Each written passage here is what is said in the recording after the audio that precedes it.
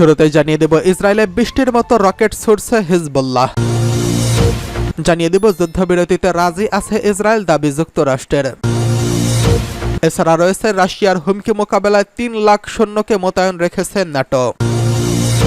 জানিয়ে দেব ক্যারিবিয়ায় সামরিক মহড়ার আগেই কিউবায় সমুদ্রে পৌঁছালো রাশিয়ার যুদ্ধ জাহাজ। সর্বশেষ জানিয়ে দিব G7 সম্মেলনে গুরুত্বপূর্ণ সিদ্ধান্ত নেওয়া হবে, আশাবাদী জেলেনস্কি। ইসরায়েলে বৃষ্টির মতো রকেট ছুড়ল হিজবুল্লাহ। ইসরায়েলে অন্তত ৯টি সামরিক স্থাপনায় একযোগে আবারও মুহুর্মুহুর রকেট ও ড্রোন হামলা চালিয়েছে লেবানন সমর্থিত ইরান সমর্থিত সশস্ত্র গোষ্ঠী হিজবুল্লাহ। টানা দ্বিতীয় দিনের মতো বৃহস্পতিবার লেবাননের দক্ষিণ সীমান্ত এলাকা থেকে ইসরায়েলি সামরিক স্থাপনায় এই হামলার দাবি করেছে গোষ্ঠীটি। এদিকে মঙ্গলবার ইসরায়েলের সামরিক বাহিনীর হামলায় হিজবুল্লাহর মাঠ পর্যায়ে জ্যেষ্ঠ একজন কমান্ডার নিহত হয়েছেন। ওই হামলায় প্রতিশোধে বৃহস্পতিবার ইসরায়েলি সামরিক বাহিনীর স্থাপনায় হামলা চালিয়েছে হিজবুল্লাহ। লেবাননের একটি নিরাপত্তা সূত্র বলেছে, ইসরায়েলি সামরিক স্থাপনায় গত অক্টোবরের পর বৃহস্পতিবারই সবচেয়ে বড় হামলা চালিয়েছে হিজবুল্লাহ। এর এক বিবৃতিতে ইরান সমর্থিত সশস্ত্র এই গোষ্ঠীটি বলেছে, হিজবুল্লাহ ইসরায়েলি সামরিক বাহিনী ৬টি অবস্থানে মুহুর্মুহুর কাতিউসা রকেট ও ফালাক রকেট ছুড়েছে।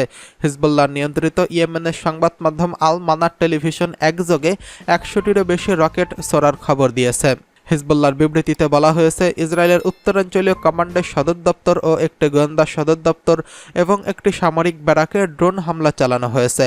লেবাননের নিরাপত্তা সূত্র ব্রিটিশ বার্তা সংস্থা রয়টার্সকে বলেছেন, ইসরায়েল একযোগে অন্তত ৩০টি অ্যাটাক ড্রোন ছোড়া হয়েছে, যা ইসরায়েল ও হামাসের ৮ মাসের যুদ্ধে এখন পর্যন্ত সবচেয়ে বড় ড্রোন হামলা হিজবুল্লাহর।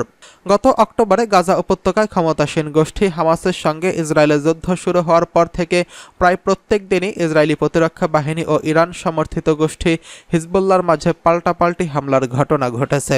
তবে ইসরায়েলের হামলায় হিজবুল্লাহর জ্যেষ্ঠ একজন কমান্ডার প্রাণহানির পর উভয় পক্ষের মাঝে ব্যাপক উত্তেজনা তৈরি হয়েছে।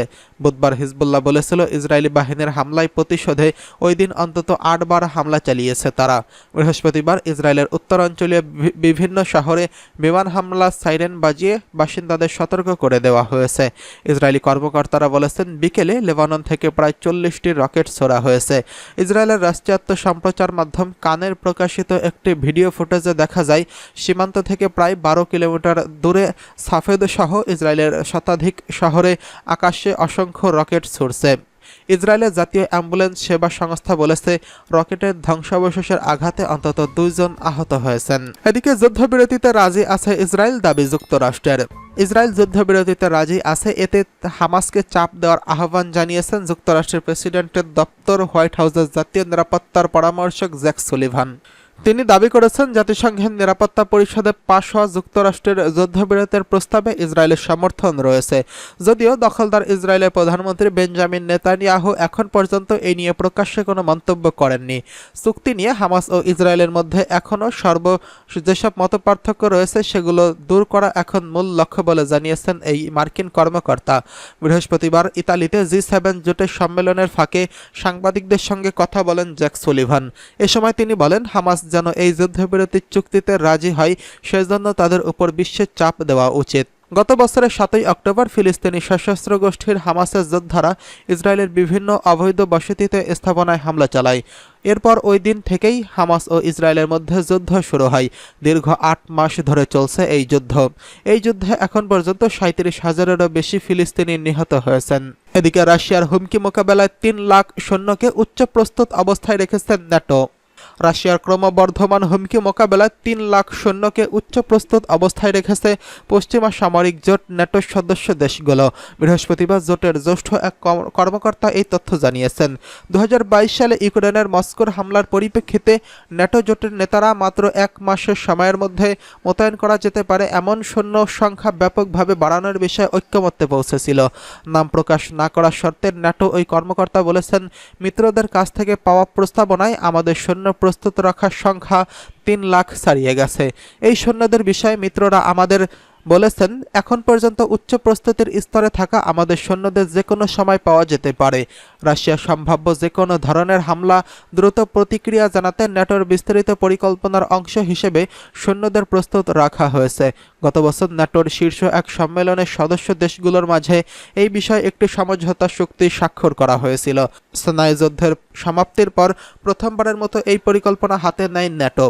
মার্কিন নেতৃত্বাধীন পশ্চিমা এই জোটের প্রত্যেক সদস্য মস্কোর আক্রমণের ক্ষেত্রে কী ধরনের পদক্ষেপ নেবে সেই পরিকল্পনার বিষয়ে বিস্তারিত তথ্য ছিল সমঝোতায়।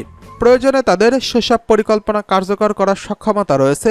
ন্যাটো কমান্ডাররা বর্তমানে তা নিশ্চিত করার চেষ্টা করেছেন, তবে সংঘাতের সময় ব্যবহৃত আকাশ প্রতিরক্ষা ব্যবস্থা ও দূরপাল্লার ক্ষেপণাস্ত্রের ঘাটতির মুখোমুখি হয়েছে জোটটি। ওই কর্মকর্তা বলেছেন, জোটের সদস্যদের এই ক্ষেত্রে সক্ষমতার ঘাটতি রয়েছে। এমন কিছু অস্ত্র রয়েছে যা এই মুহূর্তে আমাদের জোটে যথেষ্ট পরিমাণে নেই, তবে আমাদের পরিস্থিতি মোকাবিলা করতে হবে। এদিকে ক্যারিবিয়ায় সামরিক মহড়ার আগে কিউবায় সমুদ্রে পৌঁছেছে রাশিয়ার যুদ্ধ জাহাজ।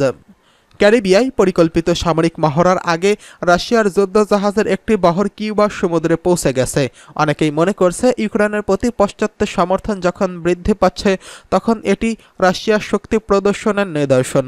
3টি জাহাজ হাভানা উপসাগরে প্রবেশ করে, সাথে ছোট কয়েকটি নৌকা এবং ওই সরু খাল দিয়ে পথ দেখিয়ে নিয়ে যায়। রাশিয়া ও কিউবার পতাকায় সজ্জিত এই যুদ্ধ জাহাজের বহরটিকে 21 বার তোপধ্বনি দিয়ে স্বাগত জানানো হয়। নাবিকরা দ্বীপটির কাছে যাওয়ার সময় ইউনিফর্ম পরে সামরিক কায়দায় দাঁড়িয়েছিল। তারপরেই পেছনের থেকে একটি পরমাণু শক্তি সম্পন্ন সাবমেরিন আসার কথা রয়েছে। যুক্তরাষ্ট্রের সামরিক বাহিনী অনুমান করেছে এই মহড়ায় অংশ নেবে কয়েকটি রুশ জাহাজ ও সহায়তাকারী নৌযান, যেগুলো ভেনেজুয়েলায় থামতে পারে।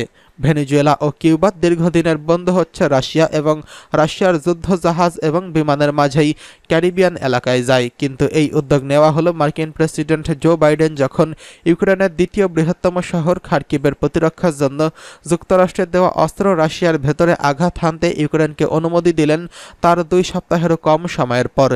এই প্রতিক্রিয়ায় রুশ প্রেসিডেন্ট ভ্লাদিমির পুতিন বলেন, তার সামরিক বাহিনী পৃথিবীর অন্যত্র একই রকম পদক্ষেপ নিয়ে এর জবাব দিতে পারে।